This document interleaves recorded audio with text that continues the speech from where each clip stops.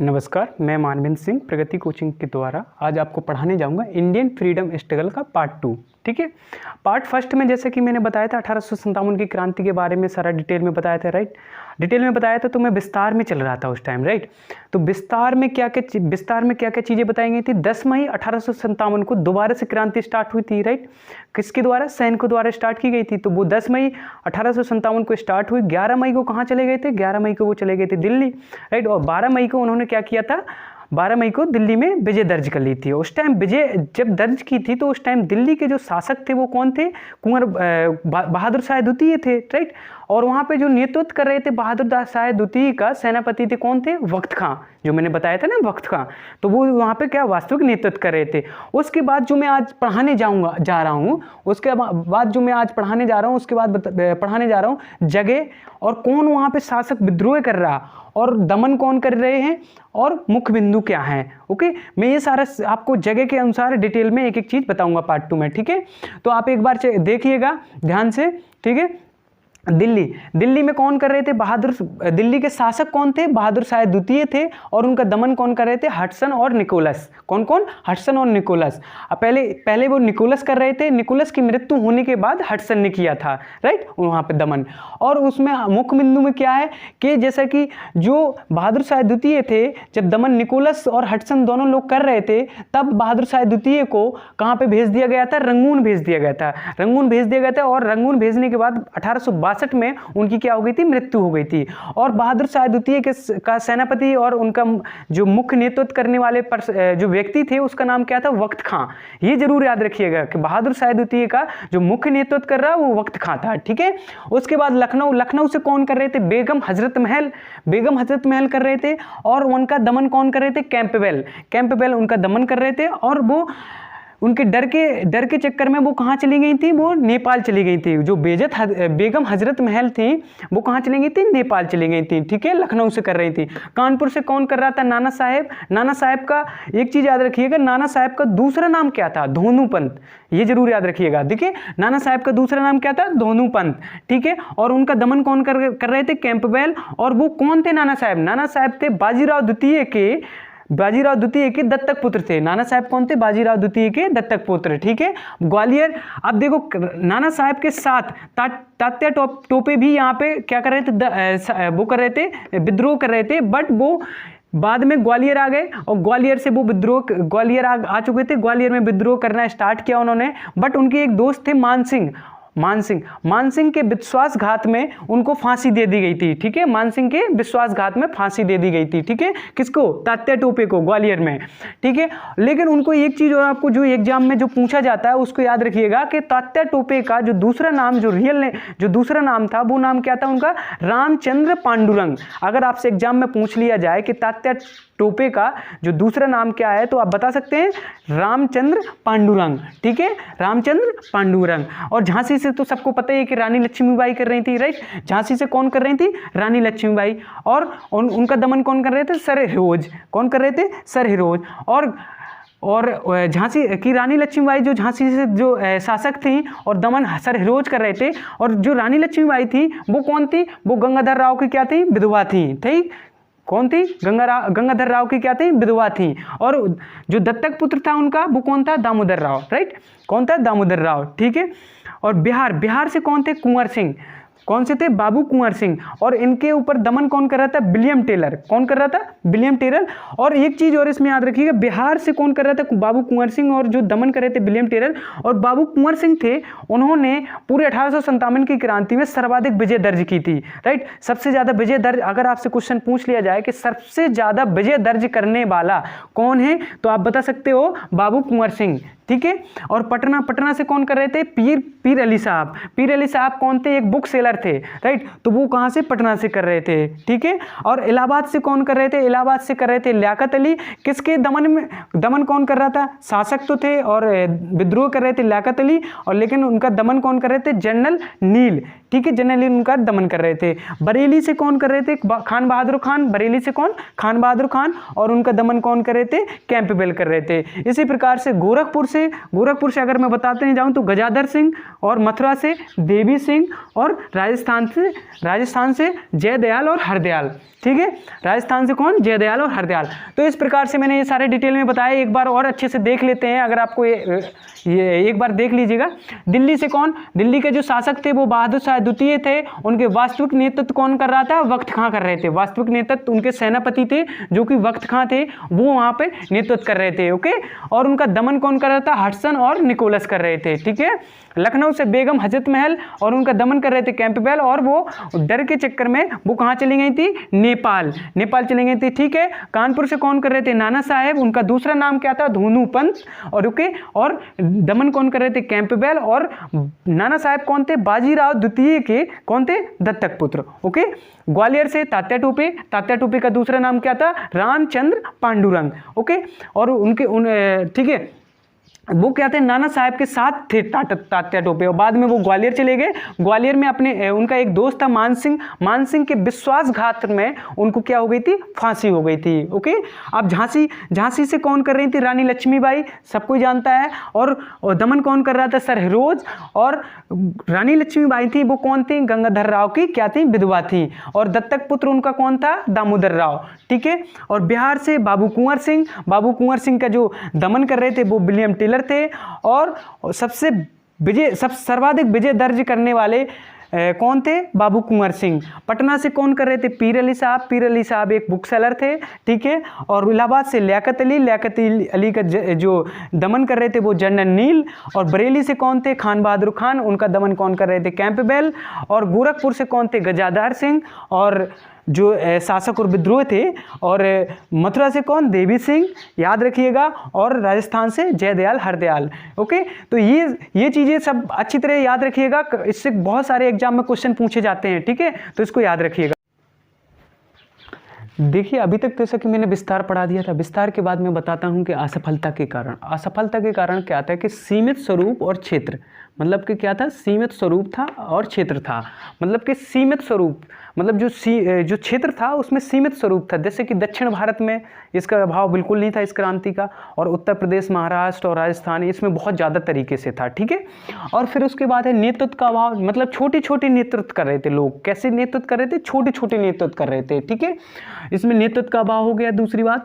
और तीसरा है सीमित संसाधन। मतलब जो संसाधन थे वो सीमित थे, जैसे कि अच्छे हथियार ना होना, और उन अंग्रेजों के पास अच्छे हथियार थे। अच्छे हथियार तो मतलब सीमित संसाधन ना होना असफलता के कारण है ये। ठीक है, फिर इसके बाद संगठन का अभाव। मतलब कि संगठन का अभाव नहीं था। मतलब कि जो जैसे कि झांसी से रानी लक्ष्मीबाई कर रही थी, और कानपुर से नाना साहेब कर रहे थे। मतलब सब अलग अलग अपने एरिया पे कर रहे थे। मतलब सबका संगठन नहीं था इस क्रांति में, सबकी अलग अलग तरीके से ये लोग कर रहे थे। ठीक है, बस एक जगह से ही संगठन था, जहाँ से बहादुर शाह द्वितीय थे दिल्ली से, वहाँ से संगठन में स्टार्ट हुआ था। बट वो ज़्यादा दिन नहीं चल पाया था, और 1862 में उन्हें रंगून में उनकी मृत्यु हो गई थी। रंगून भेज दिया गया था, तो बहादुर शाह द्वितीय की मृत्यु हो गई थी।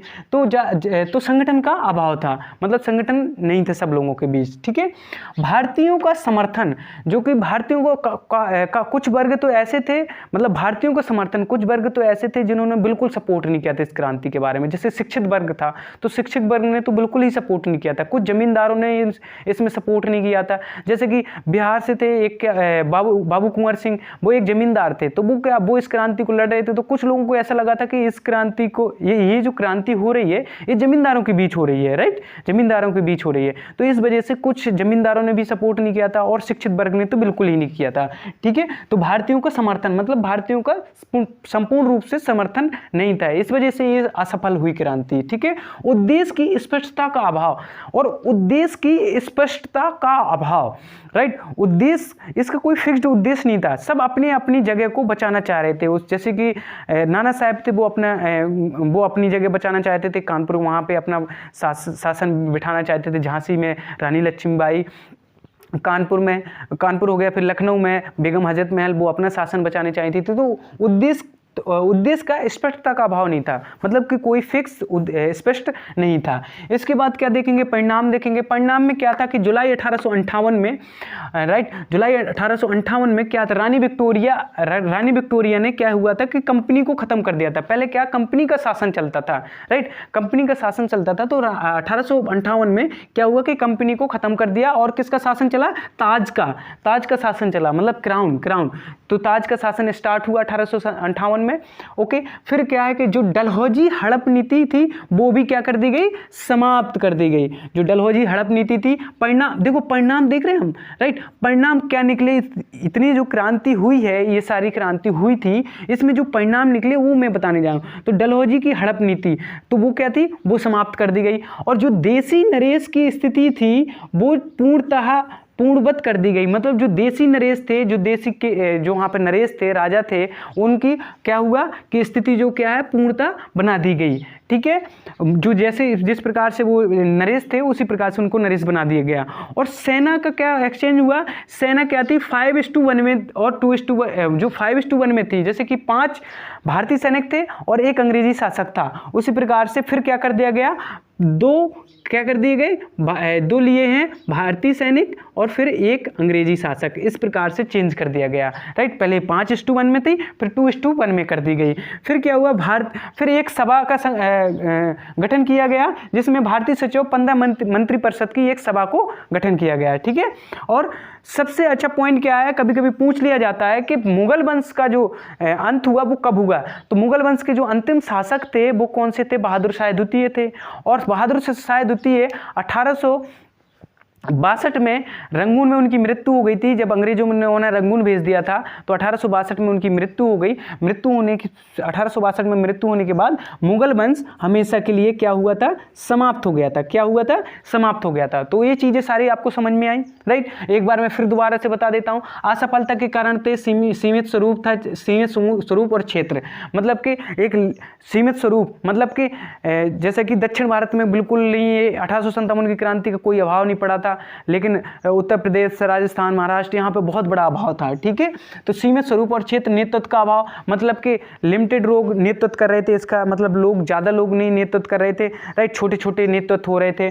ओके, और उसके बाद क्या था, सीमित संसाधन, जैसे कि हथियार थे वो अच्छे नहीं थे, अंग्रेजों के पास अच्छे हथियार थे तो सीमित हथियार। संगठन का अभाव, मतलब संगठन नहीं था, अपने अपनी जगह को लोग बचाना चाहे थे कि हम अपनी बचाएं और वो अपनी बचाएं। बट आपको पता है कि जैसे कि अपना देश जब आज़ाद हुआ तो कैसे आज़ाद हुआ था, क्योंकि संगठन का अभाव हो चुका था।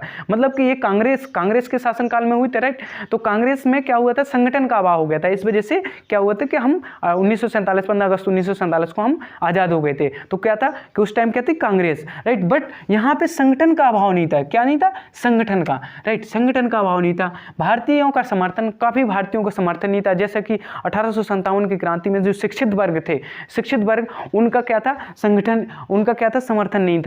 और कुछ जमींदारों का भी समर्थन नहीं था। ओके, उद्देश्य की स्पष्टता, उसका उद्देश्य की जो स्पष्टता थी वो फिक्स्ड नहीं थी कि उद्देश्य की स्पष्टता क्या है, राइट। सब अपने अपनी कोई अपने पद को बचाने के लिए, कोई अपनी जगह को बचाने के लिए सब अपना अपना काम कर रहे थे। कोई किसी का उद्देश्य ही नहीं था कि पूरे भारत को बचाना है, राइट। अपना अपना एक उद्देश्य था। परिणाम क्या थे, जुलाई 1858 में रानी विक्टोरिया थी, उन्होंने क्या किया था, कंपनी को, क्या हुआ था, एक क्रांति की वजह से कंपनी को समाप्त कर दिया था और क्राउन का शासन चलने लगा था। क्राउन का शासन, ठीक है, क्राउन मीन्स ताज, मतलब क्राउन का मतलब ताज का शासन चलने लगा था। डलहौजी की नीति यहाँ समाप्त कर दी गई थी। स्पेशल हड़प नीति तो समाप्त ही कर दी गई थी। ठीक है, देसी नरेश की स्थिति जो पूर्ववत कर दी गई, जो देसी नरेश थे उनकी स्थिति को पूर्ववत कर दिया गया था। ठीक है, और सेना थी, जैसे कि पहले सेना 5:1 में चलती थी, फिर 2:1 में चलने लगी थी। ठीक है, मतलब कि पहले 5 भारतीय सैनिक, 1 अंग्रेजी शासक, फिर क्या कर दिए थे, 2 भारतीय सैनिक और 1 अंग्रेजी शासक, और फिर एक सभा का गठन किया गया, राइट। तो उसमें 15 मंत्रिपरिषद थे। ठीक है, और फिर एक सबसे अच्छा पॉइंट है कि जो मुगल वंश था वो कब समाप्त हुआ था, तो मुगल वंश समाप्त हुआ था 1858 में, जुलाई 1858 या 1858 में मुगल वंश समाप्त हो गया था। और मुगल वंश, देखो अभी आपने असफलता के कारण और परिणाम पढ़ चुके थे, अब आप स्वरूप पढ़ना है। तो स्वरूप में देखेंगे कि स्वरूप में क्या हुआ था। स्वरूप में क्या हुआ था कि स्वरूप दिए गए दो प्रकार से, मतलब लोगों ने लिखी बुक्स, कुछ बुक्स लिखी हैं, स्वरूप दिए गए कि कौन सा क्या स्वरूप है, तो उन स्वरूपों को बताऊंगा, ठीक है, बाद में जो स्वरूप दिए गए। तो कुछ लोगों ने लिखा है, जैसे कि LER रीज ने लिखा कि धर्मांधों मतलब धर्म के लिए अंधे, धर्मांधों का ईसाइयों के विरुद्ध युद्ध, मतलब धर्मांधों मतलब धर्म के लिए जो अंधे हैं उनका क्या ईसाई के विरुद्ध में युद्ध। किसने लिखा था? LER रीज ने। किसने लिखा था? रीज ने। ऐसे याद रख लो, किसने रखा था? रीज नाम के व्यक्ति था, उसने लिखा था कि धर्मांधों का ईसाइयों के विरुद्ध युद्ध। फिर एक क्या लिखा? बर्बरता और सभ्यता के बीच युद्ध। एक TR होम्स थे, उन्होंने क्या लिखा था? बर्बरता और सभ्यता के बीच युद्ध। क्या लिखा था? बर्बरता और सभ्यता के बीच युद्ध, ठीक है। और हिंदू मुस्लिम षड्यंत्र, ये किसने लिखा था? James Outram Taylor. किसने? जेम्स आउड्रम टेलर ने लिखा था हिंदू मुस्लिम षड्यंत्र, राइट।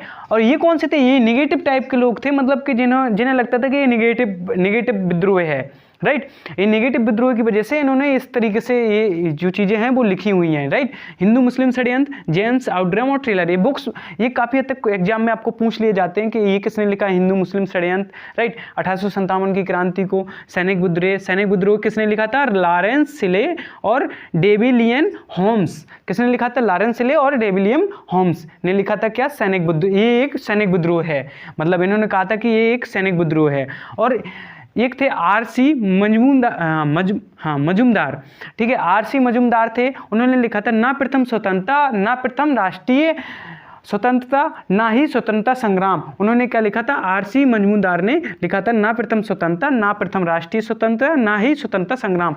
ये काफ़ी मेंस में पूछ लिया जाता है, काफ़ी बार पूछा गया है, तो इस पे भी आप फोकस कर लीजिएगा ध्यान से, ओके। तो ये हो गया आपने जो निगेटिव लोग थे, कैसे लोग थे? जो निगेटिव थिंक थी, 1857 की क्रांति को जो निगेटिव तरीके से देख रहे थे, उन्होंने ये सब चीज़ें लिखी।